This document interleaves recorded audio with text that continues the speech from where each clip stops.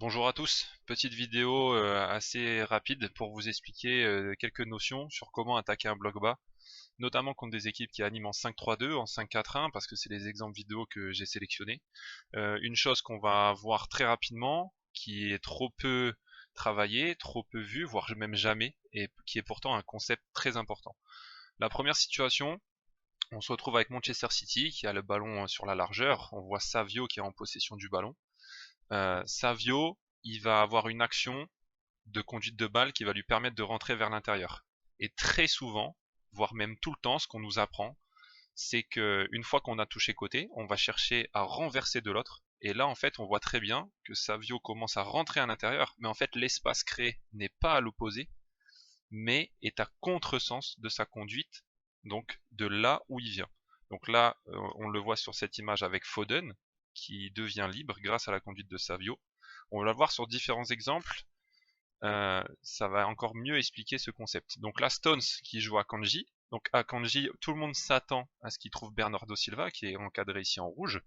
Les défenseurs commencent à coulisser vers Bernardo, mais en fait, Akanji va se trouver Foden à contresens de sa conduite de balle. Donc l'enchaînement de Foden après est de très grande classe. Foden enchaîne très bien, se retourne très vite. C'est pas ce qui nous intéresse forcément ici. C'est l'intention de passe d'Akanji qui va à contresens de sa conduite de balle. Nouvelle situation, ballon sur la largeur, Bernardo qui fait face à de la densité euh, de la part de Prague et qui ressort avec Gundogan. Encore une fois, on touche un côté, on ressort, tout le monde s'attend, et c'est aussi ce qu'on voit tout le temps, à ce qu'on aille toucher l'autre côté. Mais en fait, pour déséquilibrer ce bloc, c'est pas du tout ce que Gundogan va faire. Donc là, la passe sur Gundogan, son orientation de la première touche, son orientation d'épaule, son regard, amène les joueurs à penser qu'il va renverser de l'autre côté. Mais en fait, Gundogan ne va pas du tout faire ça. Il va revenir du même côté. Et en fait, on vient de créer un espace, encore grâce à cette notion de contre-jeu, où en fait, il retrouve le joueur du même côté. Euh, Grâce à cette petite manipulation du ballon, les joueurs commençaient à coulisser du côté opposé, on revient sur le même et il y a un espace qui vient de se créer.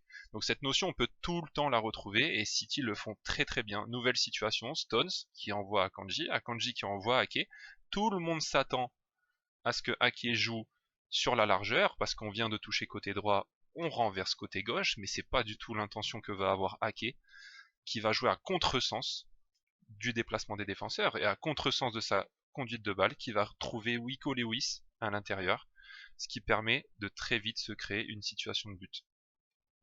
Donc vous commencez à le comprendre, c'est une notion qui est vraiment à associer. Donc là, nouvelle situation, Bernardo qui va ressortir sur Ake, Ake qui va toucher Akanji, encore une fois on s'attend, on vient de la gauche, on va à droite, mais en fait c'est pas du tout ce que City va faire pour se créer un espace.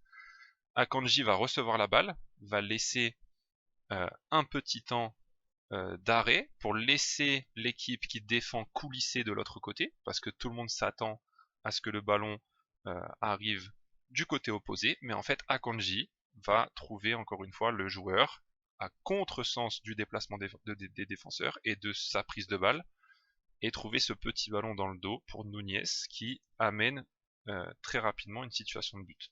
Nouvelle situation, donc là, Nunez qui a la balle, qui va ressortir sur Akanji, sur un schéma classique, sur des circuits très communs, on s'attend à ce qu'Akanji rejoue Stones, puis trouve le côté opposé avec Savio.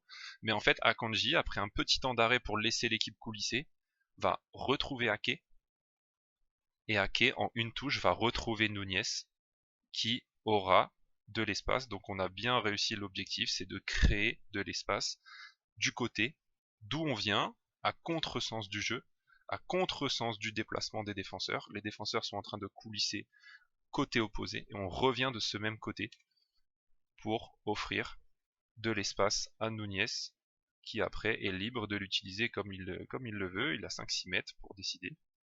Mais encore une fois, cette création d'espace qui est importante. Nouvelle situation, Gundogan qui avance en conduite de balle.